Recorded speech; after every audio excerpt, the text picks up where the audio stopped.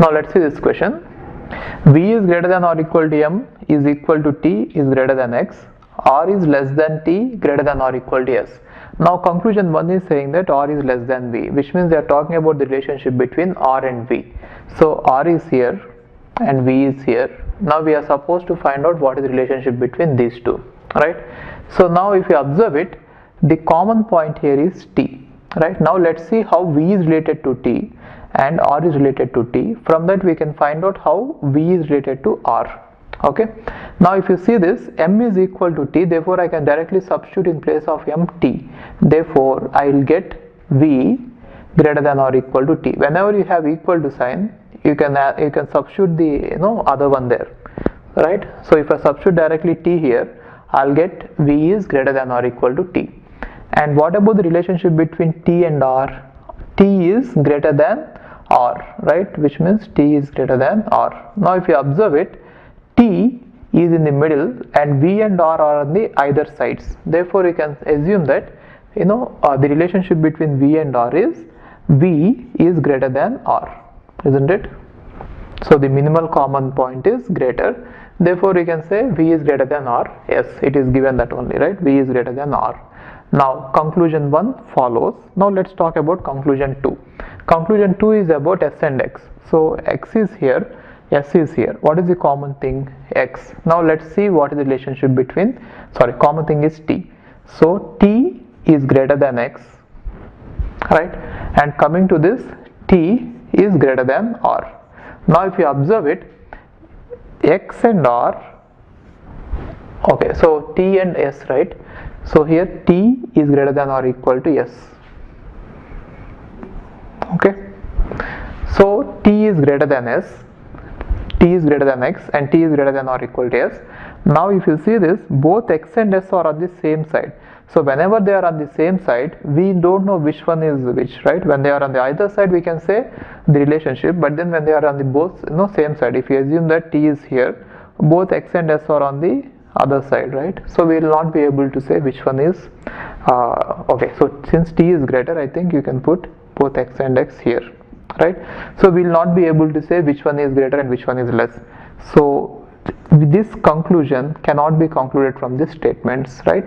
So only one can be concluded. So the answer is 1. Got it? Okay.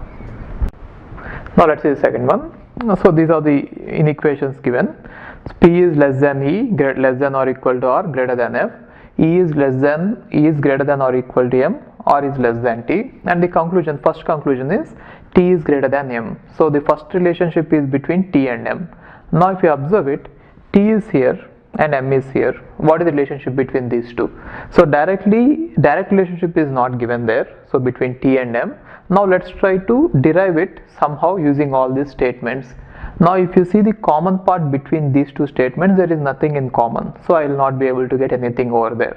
But if you see this, between these two E is common and between these two R is common. Therefore, in order to get the relationship between T and M, if I could use R and E, it will be easy for me to get it, right? So let's see how to get that one. Now E and M are related like this. E is greater than or equal to M, right? And now E and R are related by E is less than or equal to R, right? Therefore between E and R, E is less than or equal to R. Okay, so how we could combine these two is, if I write R is greater than or equal to E and E is greater than or equal to M. Got it? So we could get this way. And now what is the relationship between T and R? Now R is less than T, right? Which means T is greater than R. Got it?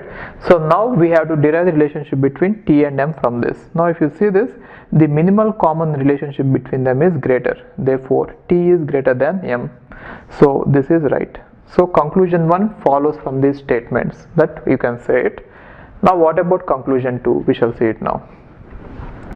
Now in conclusion 2, the relationship is between F and M.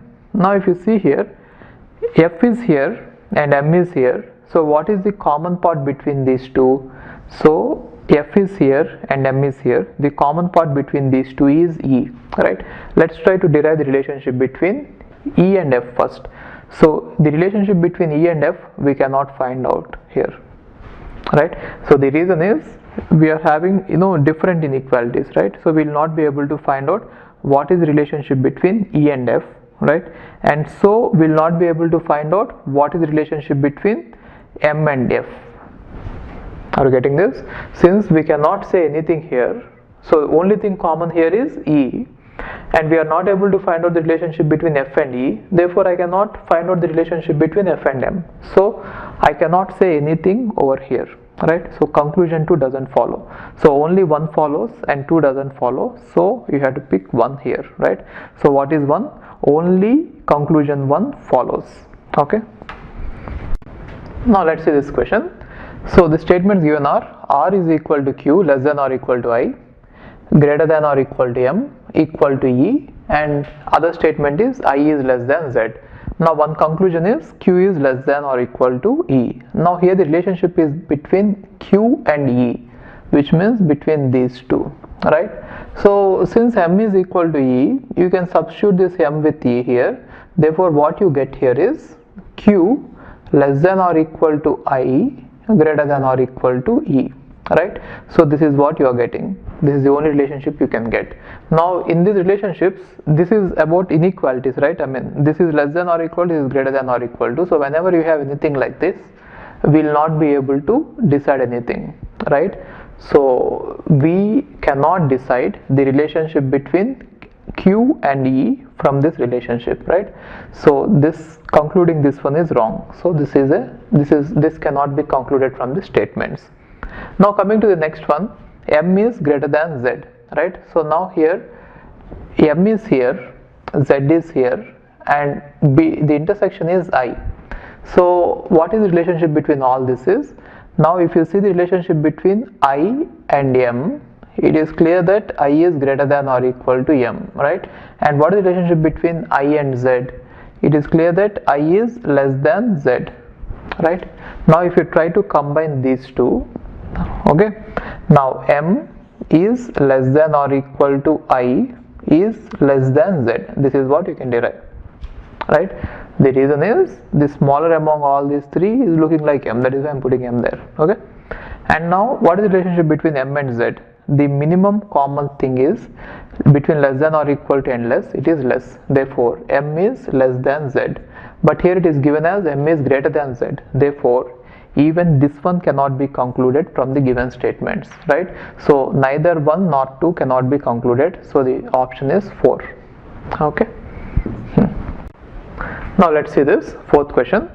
The statements are like this: V is greater than or equal to M, is equal to T greater than X, and the other statement is R is less than T greater than or equal to S. Now what is the relationships?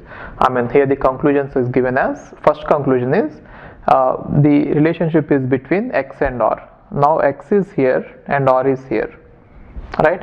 So how are you going to compare these two? So the common thing between these two is T. Since T is common, you can use that. So T is greater than X, and here T is less than R. R is less than T, right? So you try to combine them. Now here R is less than T and T is greater than X. This is what you are going to get. Now if you see the relationship between R and X, they cannot be compared because we don't have a common inequality here, right? So one side there is less than and other side there is less than or equal to, right? I mean greater than. So in case if there is less than here and less than or equal to here or something similar, then we could pick out something, right? But here we will not be able to compare, and so this conclusion doesn't follow, right? So conclusion 1 doesn't follow the statements. And coming to the conclusion 2, it is about V and S. Okay, so V is given here and S is given there, and the common thing between these two is T, right? So what is the relationship between V and T first? So V is greater than or equal to T. Why? Since M and T are equal, I am just writing in place of M T. Therefore V is greater than or equal to T. And what is the relationship between T and S? So T is greater than or equal to S, right? So you can write like this: T is less than or equal to V, right? And T is greater than or equal to S. Okay, so using these two I am writing this way. Now what is the relationship between V and S? So V and S is these two, right? Now the relationship is clearly less than or equal to, right? So S is less than or equal to V, right? So V is greater than or equal to S is right. So conclusion 2 only follows, conclusion 1 does not follow. So only conclusion 2 follows this statement, and so the option is 2 for this. Okay. Now let's see question number 5. Statements are given like this: A is less than or equal to B is equal to C, and the other statement is D is greater than C equal to E. Now which of these conclusions follow? Now if you see the first one, here the conclusion is the relationship is between E and A, right? So A is here and E is here. Okay, so now what is the relationship between these two? In order to find it out, the common point is C. So let's use C in order to derive it. So now here it is given that C is equal to E, therefore here C is there. In place of C you can put E directly, right? So if I directly put E here in place of C, it is as good as putting E here in place of B. Therefore what is the relationship between A and E? So A is less than or equal to E. That is what I can get, which means E is greater than or equal to A. So conclusion 1 follows from the statements, right? Now let's look at the conclusion 2. Now conclusion 2 is about the relationship between A and D. So A is here, D is here, and the common part is C. So let's use C there. So A is less than or equal to C from this, right? A is less than or equal to B is equal to C means A is less than or equal to C, and C is less than D, right? And so using these two you can say that A is less than D, right? Because the minimal common thing is less, A is less than this. Therefore 1 and 2 both these conclusions follow this statement. So the option is 5, both of them follow. Okay. Hi, if you are planning to do masters, then doing masters abroad is better than doing masters in India. I'll give you all the reasons. So first reason is, out of 1 lakh students who take GATE every year, there are only 500 seats in old IITs. So all the IITs put together have an acceptance rate of 0.5%, and IITs, universities better than IITs, they have very good acceptance rate like 30%, 40%, but all the IITs put together have an acceptance rate of 0.5%. And if you are working hard to get into IIT Bombay's ranking is 177 and IIT Roorkee's ranking is 400. If you are happy to get into IIT Roorkee, then getting into universities better than IIT Roorkee is easier compared to getting into IIT Roorkee. And looking at the salaries for computer science, for software jobs, if you have done your masters in computer science in US, the salaries are ranging from 80 lakhs per year to 1.2 crore per year. So even if you take an average of 1 crore per year, your savings will be much higher than the salaries in India. After taxes and your cost of living, you can easily save 40 to 50 lakhs per year. And in India, the maximum jobs that you get is around 30 lakhs. So your savings will be much greater than the salaries in India.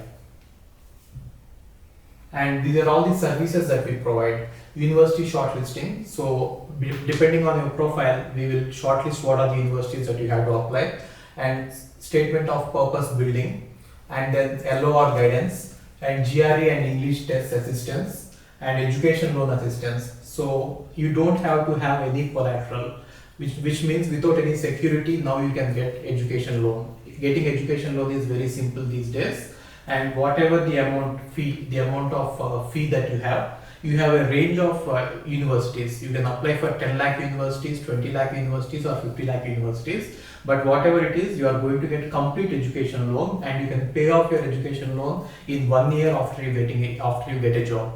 And then we do visa assistance, mock visa interviews, and then connecting with the university alumni.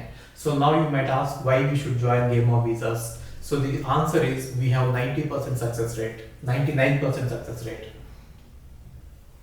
And these are all the destinations that we guide the students to. So we guide students to any country that you want to go. So now it is not just USA. We guide to UK, Germany, Australia, Canada. So we guide students to all the countries. We work with all the destinations. And if you are interested in going abroad, you have to just drop us a message on this WhatsApp number 9494 555 454. Okay, thank you.